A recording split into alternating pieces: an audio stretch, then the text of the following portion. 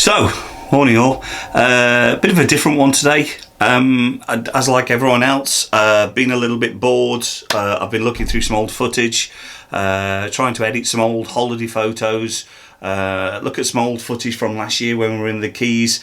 Turns out we put a record size fish back, so I may have denied Ethan, who's my son as most of you know, an opportunity at a world record. So I'll play the footage, I'll show the photos, I'll compare it with the current world record. Tell me below in the comments whether you think I've done a really bad thing and put a world record fish back.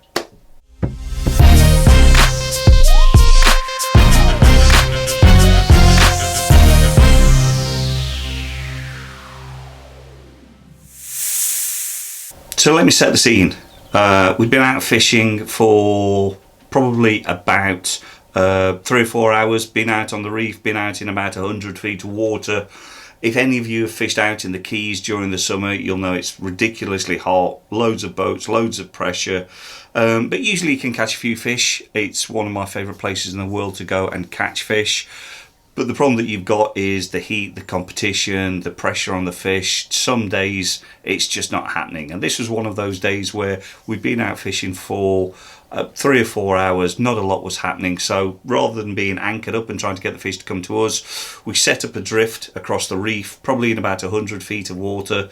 Out in the Keys, you've got a selection of reefs that just sort of, you know, drop off over a period of miles, so you can drift for miles.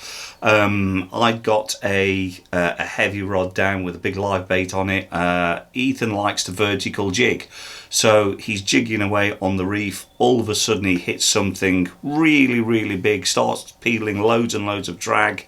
I went over to help him, and I'll show the footage. Let's have a look and see how he does. Oh, he's digging! He's digging!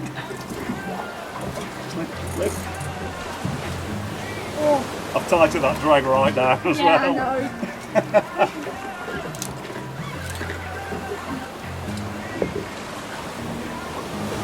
Trying to see whereabouts you are. He ain't no. He ain't? It's dead concrete. He's trying that on. It's dead concrete. That He's huge.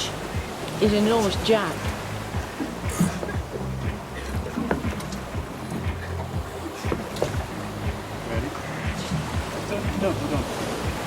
Oh my god!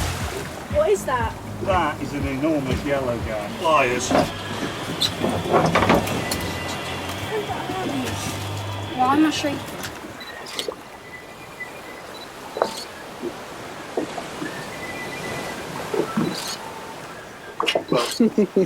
Yep. So this is where it gets really interesting. What I'll do, I'll put up a picture of the current record now. I'll put up a picture of Ethan's fish now, and then I'm going to put them side by side. And let me zoom in and take a good look at both of these fish side by side. And I'll also go back to the footage of where we pulled the fish into the boat, so you can see the thickness of the fish. I mean, it's a real chunky fish. Before I knew that it was a potentially world record fish, I had Ethan's fish pegged at about sort of 35-40 pounds. We didn't really pay too much attention to it, but you look back and you go, man, maybe I was a bit overexcited about it. And you see the fish lined up side by side. You look at the thickness of Ethan's fish, the size of Ethan's fish, and I think it's a good 30 pounds. It's knocking on 30 pounds every day of the week. But you see it side by side with the other fish, and you think, well, I don't know. That was a big fish. That's a big fish. You don't know how big the guy was. You don't know how he was holding it against his body. So you never really know. You don't know whether he's had a world record fish or not. So let me know in the comments. Put your comments below. The previous record was round about 25 pounds. I'll put the figure up on the footage now. You tell me whether Ethan had a world record fish or not. I think Ethan's fish edges it. It may only edge it by a few pounds. But yeah, for all of you anglers out there, take a look, tell me what you think. I think I did Ethan a large disservice, but I didn't know. Jack's fight extremely hard. We were just happy to have it into the boat. For all I knew, the record could have been 40 or 50 pounds. It is what it is. We put the fish back. We could have harvested it. Yellow jacks are delicious. And we took one later in the day that was about 7 or 8 pounds, cooked it up. It fed us for a few days. Absolutely beautiful fish. There was no way, though, that I was taking that fish home. It was an absolutely magnificent fish.